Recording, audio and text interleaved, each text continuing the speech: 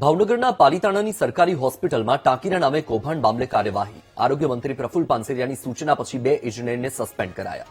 Hospital સ્થળ પર ટાંકી ન હોવા છતાં લાખોનું બિલ મંજૂરી માટે રજૂ કરાયું હતું. પાણીની ટાંકી ન હોવા છતાં 50.43 લાખનું બિલ રજૂ કરાયું હતું. બિલ રજૂ કરનારા 2 ઇજનેર મેહુલ દવે અને એનવી કાલિયા સામે પોલીસ ફરિયાદની સૂચના. ધર્મનંદન કન્સ્ટ્રક્શનને બ્લેકલિસ્ટ કરવા પણ સૂચના અપાઈ. આરોગ્ય મંત્રી પ્રફુલ્લ પાનસેરિયાએ સમગ્ર મામલે ગંભીર નોંધ લીધી. આરોગ્ય મંત્રીએ વિડીયો કોન્ફરન્સથી અધિકારીઓ સાથે તાત્કાલિક સમીક્ષા બેઠક યોજી.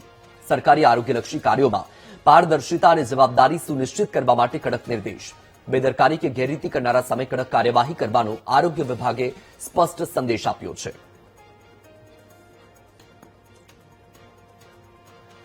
સરકારી હોસ્પિટલની આરોગ્ય મંત્રીએ 13 દિવસ પહેલા મુલાકાત કરી હતી, ત્યારે હોસ્પિટલ માટે મંજૂર કરાયેલી ભૂગર્ભ પાણીની ટાંકી સ્થળ પર જોવા મળી ન હતી. તપાસમાં સામે આવ્યું કે ટાંકીનું કામ થયું ન હોવા છતાં લાખોનું બિલ વડી કચેરીમાં મંજૂરી માટે રજૂ કરવામાં આવ્યું હતું.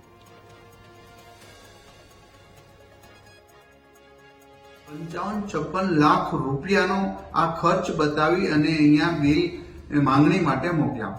આ કૌભાંડની અંદર 2 એન્જિનિયરો, અમારા 2 એન્જિનિયરો, મેહુલ દવે જે કાર્યપાલક એન્જિનિયર છે અને એનવી કાલિયા નાયબ કાર્યપાલક એન્જિનિયર, આ બંનેની સંડોવણી આ કૌભાંડમાં હતી અને એમને બિલ ઉપર સાઇન કરીને જ અમારા વિભાગમાં અહીંયા મોકલ્યા. જે આખું સ્કેમ અમારા પીઆઈયુ વિભાગ દ્વારા, મારી વિઝિટ દ્વારા બહાર આવતા અમે તુરંત જ આજે કાર્યપાલક એન્જિનિયર મેહુલ દવે અને નાયક કાર્યપાલક ઇજનેર એનવી કાલિયાને ફરજ મોકૂફ કરી દીધા છે અને સસ્પેન્ડ કરી દેવામાં આવ્યા છે.